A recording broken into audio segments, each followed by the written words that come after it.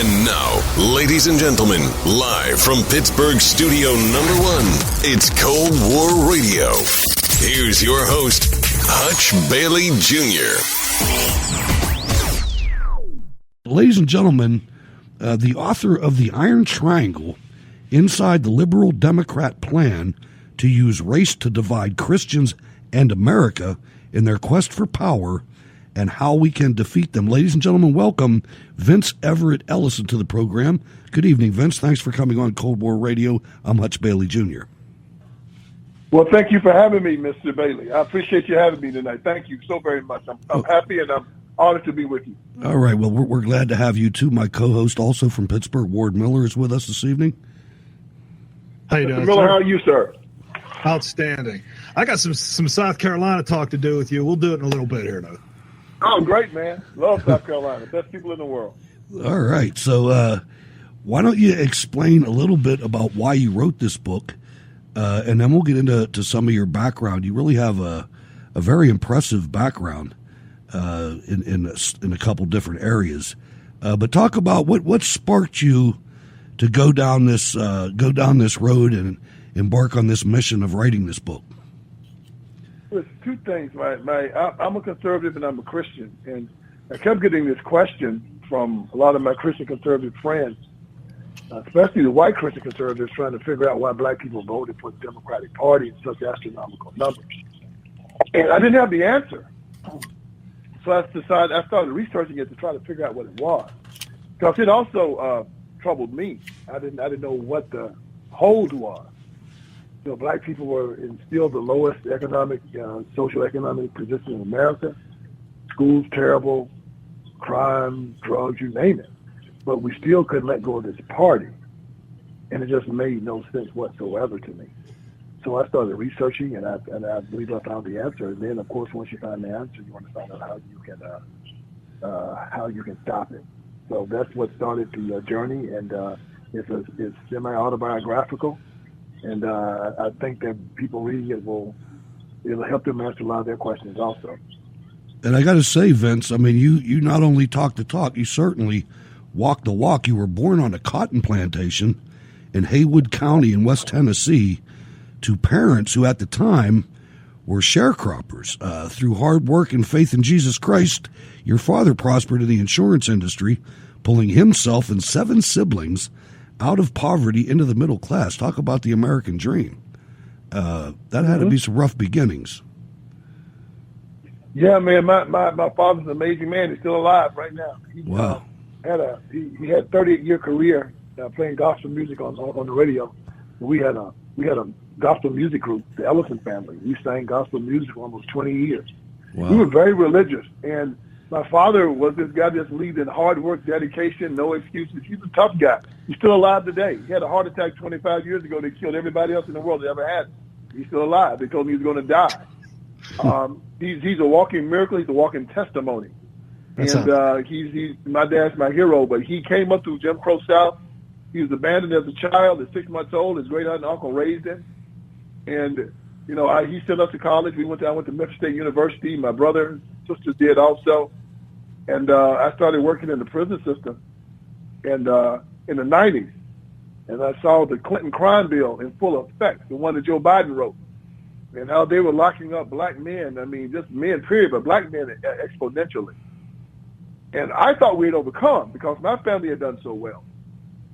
And when I started asking the black intelligentsia why these young black men were being locked up in such astronomical numbers, of course they said it was these rich, white, mean, dirty Republicans that were doing it. Of course. And I bought it. You know, hook, line, and sinker, right? You know, Louis Farrakhan, NAACP, your black preacher, you know, the school teacher, all of them tell you the same thing. So I decided to resign my post at the prison and start a nonprofit organization to stop locking men up. I got so deep in it, man, I organized a Million Man March back in 1996 with the Nation of Islam. Wow. But the deeper I got, the more I found that I saw no rich white Republicans in the black community. Hell, you were more apt to see a leprechaun or a unicorn than a rich white Republican in the black community, right? But I saw a lot of black Democrats. And what I saw was these 3 entities. I call them the Iron Triangle. Most black preachers, most black civic organizers, and most black politicians. and I found that they were independent contractors for rich liberals in New York City and in California. And their job was very simple. Get the black vote for the Democrat Party from hell or high water, by hook or by crook, and keep these black people away from us. And that's what they've been doing for the past 50 years. Go ahead, Ward. Oh, yeah. My question was where at in South Carolina? Because there was a couple different things. It says you were a prison guard and you were a Republican nominee. I'm not sure about congressional districts because I was stationed at Shaw Air Force Base in South Carolina. And, yeah, that's something. And then I lived in Sumter for another 12 years after that. Uh-huh. So it was in Jim Clyburn's district, the 6th district. During the time you were there, probably John Spratt and Jim Clyburn divided that area. And so I was running against Jim Clyburn. I was the Republican nominee in 2000 against him, and that's when I learned about the underbelly of politics. And I learned about this deal after I lost the race, and I could get no help from the RNC, no help from the NRCC, no help from the RNC. I mean, not a single solitary dime. And I found out about this deal they made called Operation Rat, F-U blank, it's a pejorative. Back in 1992, where Ben Ginsburg set up this deal with black Democrats and said, look, guys, we're going to draw these redistricting plans up for each state. And we'll give you guys, we'll double your numbers in the state houses and give you a majority black congressional district if you vote for our redistricting plan. Now, this plan made all the rest of the districts in these states lily white, which made them more apt to vote Republican. And they said, if y'all vote for our plan, we'll double your majority black districts in your state houses. We'll give you a majority black congressional district. And to put icing on it, we'll promise you that we will never fund any candidate that runs against you in any of these districts in perpetuity. And the Democrats said, man, you got yourself a deal. The black Democrats did. And so them and the Republicans passed these redistricting plans in the state houses, and that's how the Republicans took over the House in the 90s. But they sold out the black community in the process. And right now, you guys are two intelligent men. I dare you to call up the RNC and NRCC and ask them how much money they're spending in these 50 majority black districts right now for the candidates that are running on the Republican ticket. Black or white, they don't get a dime. They leave down the vine. I was mad. Yeah, I thought I was mad yesterday. Now I'm getting mad again. Go ahead, Warren. Yes, they made the deal. There's a book written on it called Operation Rat, F-U-C. That's the name of the book. Look it up. You'll find it. And it's absolutely true. And so and so they don't help these people at all. So what has happened within the last 25, almost 30 years is that Republicans have gotten glass jaws in these areas. They don't have any black constituents, so they don't know how to run in the black community. The black people have two choices: a liberal and an ultra liberal. And there's an old vaudevillian term that says 90% of any gig is showing up. Yeah. And Republicans and conservatives just don't show up. And Democrats do. Now, they don't do a damn thing when they show up, but they show, except for bad stuff. But at least they show up, and they get 90% of the vote. Yeah, we see the same thing here in Pittsburgh because it's predominantly Democrat, and it's like the RNC just doesn't want to waste money, because it's like here, Satan himself could run as a Democrat and he'd win in a landslide every time. Just it doesn't matter who they run, the Democrat wins. So the RNC doesn't even bother, putting up any kind of a fight because they know they don't got a shot. Right. And Democrats compete everywhere. I remember when Tom Perez said that in 2018, and I turned around on election day. And, I'm from South Carolina, so I know the state pretty well. The district that Mark Sanford had outside of Charleston was the most Republican district in the United States of America. That district never went Democrat, never. It was very, very rich and very strong Republican district. Man, I woke up on election day the next day. Now, Mark lost in the primary to this lady. I forget her name, but he lost to her. So I'm figuring she's going to win the election hands down. No, a Democrat has that district because Tom Perez said, we are going to compete everywhere. And the Democrat that won that primary, they gave money to, and he won that district. because the Democrats are serious. We have got a bunch of rhinos in there who care nothing about conservatism. Matter of fact, they're probably sitting down having lattes with the Democrats right now, talking about how they're going to undermine the conservative message. They see conservatives as the problem. And see, most black people are conservative by nature. I'm black, man. I got a black family. My extended family is black. We support school choice. We support Second Amendment. We support religious liberties. We support the strong family. We support it all. But because we don't go down and talk about it, and we have these liberals speaking in the ear of the black community all the time, understanding that the cardinal sin of America today is racism. So what do they say? These people are racist. These conservatives are racist and they don't like you. And since we're not down there defending ourselves, the people accept it because he who is silent is believed to consent. And I tell them over and over again, this thing is like a Mike Tyson left hook. You know it's coming. Why are you guys leading with your chin every 2 years? Why don't you have a plan for this? We can give them a plan, but these jokers act like they're so afraid of any black man that has any moxie in him that they said, no, we don't want to deal with him. They'll get some little mousy guy that black men in the ghetto will look at and say, hey, man, I don't want to listen to this guy. He's a dweeb. Right. But a man like me that will tell you, look, man, just give me a gun and a razor, and I'll go down there and I'll take care of business. See, they scared of me. Because I tell them, because I know how the black community thinks, I tell them this: you are a Christian, right? Why are you scared of a white man? Why do you even believe in white supremacy? It is a myth. It does not exist. Well, white people believe that they're superior. He could believe he's a leprechaun. It doesn't make it true. It only matters if you believe it. And there's no man superior to me. I am a child of God. I am an heir of Jesus Christ. Ooh. Nobody is superior to me. And I'm not superior to anyone. We're equal. We're equal. John Locke talked about it in his second treatise of government. Our whole concept of government is built on that concept. The Declaration of Independence was built on the concept. If that doesn't exist, this nation does not exist.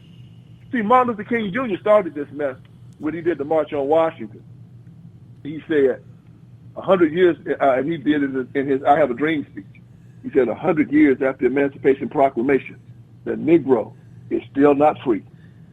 Man, that's a lie. I was born free. My freedom is an unalienable right given to me by God. It can't be taken away. Later on in the speech, he said, we come to government for our unalienable rights. No. Your unalienable rights, your freedom to defend yourself, your freedom to buy and possess property, your freedom of life comes from God, not from government. That's Marxist to believe those rights come from government. And the communists in the civil rights movement decided to take the black community and make it a spitting image of the communist republics over there in Eastern Europe. And they completed it. One party rule, atheism, drugs, family breakdown, and the Republican Party has left black people there. They're like bystanders. You fighting somebody, right? And you getting your butt whipped. You notice you haven't heard from them. And haven't heard a word out of them. Yeah. This whole time. Heard a word, and the guy sitting there, and he's a bystander, sitting there watching you just get the hell beat out of you. Yeah. And the other guy's beating you up, but at least they make, can you help me out a little bit? And they just stand there and watch it. It's low-hanging fruit. That if they had just the moxie to go get it and just pull it off the branches, they could have it. I have no doubt about that. Because black people tell me, we never see them. They never say nothing to us. They think they're better than we are. And nobody's going to vote for anybody who thinks they're better than they are. Well, you know, and they've been so effective with these arguments. I mean, I was talking to a young man today, high school age, about ready to go to college, and we were talking about racial topics. And he told me, I tried to explain to him that, you know, if we could solve one problem, if we could get, and I want your opinion on this to see if I was on time or not. But I think that probably the most important pressing issue in today's American black community, especially the lower income and inner city population, is the lack of fathers. And I was explaining this to him, and he immediately turned and said, well, the reason that there's no black fathers is because these people have been depressed for so long and the mass incarceration of the men. And I said, hold on, buddy. That only started with Bill Clinton. That's new. That whole thing, that's new. It's not that. You have to look back to the Great Society and see where this started. Right on the head. Yes, you had Patrick Moynihan pointed this out in like 69. I forget what year it was, but he was ostracized. You're right, 1965. Yes. You know, but these kids there's an effort that is successfully polluting these kids' minds. This kid is one of the smartest students I've ever seen. He got every award you could possibly get. He got cash awards for some of the stuff that he did in high school. He's the best and the brightest, and he's being led astray. I mean, those are the ones. I'm sorry. It's what the schools are doing. They're indoctrinating these kids. This kid might be a genius on everything else, but when it comes to social or history or understanding how one goes hand in hand with the other, they're indoctrinated to the point where they're just Marxist. I mean, they might be really great at math or English or whatever, or science, but when it comes to understanding how politics and society work, these kids are unprepared. They are, and you're exactly right. Vince. Yes. Vince, it was so obvious to me that it was indoctrination because he brought up the party switch myth of the South. Yeah, I'm sure you're well aware of that. I wasn't as yes, I am. That's a basic lie. I wasn't as schooled as I should have been during that conversation. I wish I would have known he was going to say that because I knew a little bit about it, but I know everything I've heard about it is that it is a lie. It is a lie. When you start dealing with whether black people are controlled by the Democrat Party, I'm going to take you real deep into that. I have a chapter on it: Stockholm syndrome and cognitive dissonance. We all remember Patty Hearst, right? Sure. Yep. Symbionese Liberation Army. Kidnapped. There you go. And she started helping them rob banks after they raped her and beat her. She had Stockholm syndrome. Well, after 100 years, 200 years of being controlled by the Democrat Party and beaten and submission, black people started identifying with their master, especially after Reconstruction. I mean, I was watching Grant 2 or 3 weeks ago with my children, and they showed how these white Democrats came and just killed 300 black Republicans who were just talking about voting. Just a massacre. Shot them in the head, killed them all. Wow. And I told them these are white Democrats killing black men, black Republicans, and this is how Republican became a pejorative in the black community. If you said you were a black Republican, they would kill you. They wouldn't talk to you. They would hang you from a tree, castrate you. Now, I was watching this movie, the State of Jones. Great movie. And it showed this black man who was registering other freed slaves to vote for the Republican Party. And it showed that these white Democrats grabbed him and hung him from a tree. And they castrated him. And his white friend came and found him. Oh, boy. And my daughter, who's 10 years old, saw that scene with me. And I didn't know that scene was going to be there. And she looked at me scared as she could be and said, "Daddy, are they going to do that to you?" And I said, "No, baby, they might try, but I'm protected by a higher power. They're not going to do that to Daddy." And a 45, I'm sure. Scare you. Yeah, there you go. And a 45. I said, "No, they're not." And see, but this is what they did to black people. And so we were so indoctrinated and so brainwashed by them that that we had some of the best colleges, best schools. James Meredith told me that the black educational system in the South was the best one in the industrialized world. He said we had 10 times less and did 10 times more. We turned out scholars. Martin Luther King went to it, but it wasn't good enough for our children. See? So they wanted, but they were told by white liberals that what white people had down South was better. So we fought to integrate with them, and we fought, bled, and died to eat, sleep, go to the bathroom, go to school with them.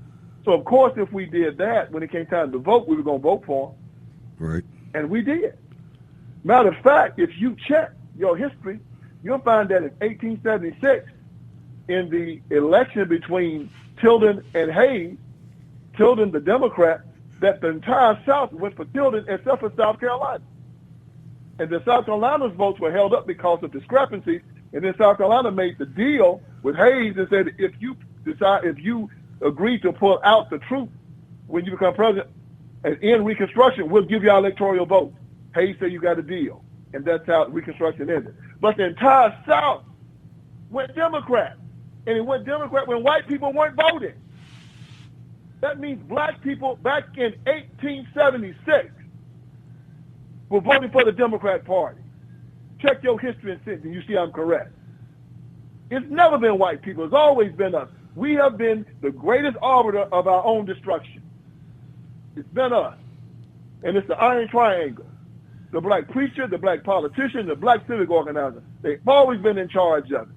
And even now, the Washington Post came out with a story past June 4th, said that there has been no narrowing of the wealth gap between black and white people since 1968. Harvard just released a story, a study cited by the DNC platform, you can see it if you go online, that says schools are more segregated now than they were during Brown versus Board of Education. We got 10 times more black men in prison than the 1960s. Half of our children are being aborted. We got people riding in the street and burning down their mothers' and grandmothers' homes.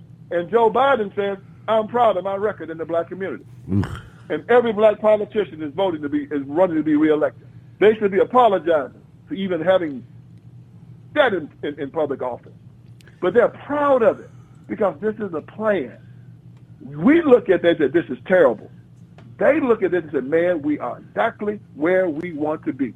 We got these people under absolute control. We're getting 90% of the black vote, and as long as we get that vote, we solid. Well, I got one final question for you, Vince, and then I'll let you have the floor and say whatever you want to my audience. But what do you think about the turnout? Do you think there's going to be a change in the percentage of votes that Trump gets, or do you think that it's a lost cause at this point? I think Trump's going to get much more of the black vote than people anticipate because Trump is the first Republican president to talk to the black community since Lincoln went to Richmond in 1865. And he's telling them what he's doing. He says, I'm going to get you school choice. I'm going to stop killing all your black babies. I'm going to make sure we start violating your right to keep and bear arms. I'm going to make sure that you can start practicing your religion again so that you can start getting the moral core to take care of your community. I'm going to run these illegals out. Keep them out. They're taking your job, competing for space, competing for government services.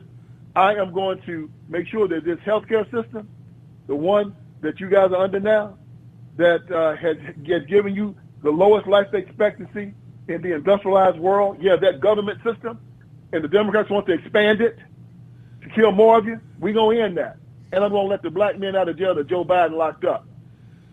The Democrats said if you give me your children, we'll teach them. They lied. So if you kick out your men, we'll provide for you. They lied. Yeah. They said that if you give us your gun, we'll protect you. They lied. Think about that now. Right. You tell them you're being hunted by the police, and they say give your gun to the very police that's hunting you. That's ridiculous. Why don't you just be expeditious and blow your own brains out? But that's the Democrat Party. There you go. Them. God bless your audience. Let me tell your audience this: white conservatives, you have nothing more to apologize for. Thank you. Forgiveness cannot be earned. It cannot be expected or even wanted. You have repented. 600,000 died in the Civil War. $22 trillion since the Great Society. America has repented. And when these black people come up to you and tell you about white privilege, you say you are a slave looking for a master. And I will not be your master. Go to one of your right Democrats and ask them to be that. You are a free man with the same rights and privileges I have. Exercise your freedom. That's what you tell them from here on out. And they can get my book at irontrianglebook.com. irontrianglebook.com. Go on my website, get my blog. All of that stuff is there. A lot of information. But my book can be bought at irontrianglebook.com. Good word. No, outstanding, Vince. You're a great guest. I appreciate you showing up and I mean, you're saying exactly what we want to hear. You know, we don't want anything to be sugar-coated. Tell us what time it is, you know, and that's what it is, you know. And we've said that from the beginning. The Democratic Party has lied to the people forever, and nobody's ever called them out on it, you know, because the Klan was the police arm of the Democratic Party. Now it's Antifa. Yes, it was. That's right. And Antifa, or however you want to pronounce it, that's the new Klan. They just don't wear hoods. They wear masks instead of the hoods. Mm-hmm. Mm-hmm. And just for the record, around 800 white Republicans were also lynched in the South during that period. That's never mentioned. Yes, they were. Vince, you've been a great guest. Go ahead. Thank you very much, man. I enjoyed being with you guys. I'd love to have you back sometime if that's possible. Man, you can have me anytime. I enjoy talking with y'all. You guys are two you're gentlemen and scholars, and I enjoy talking to very, very, very kind and intelligent men. Thank you very much. Vince Everett Ellison, ladies and gentlemen, author of The Iron Triangle, Inside the Liberal Democrat Plan to Use Race to Divide Christians in America in Their Quest for Power and How We Can Defeat Them. Thank you very much, sir. Thank you, sir. Thank you.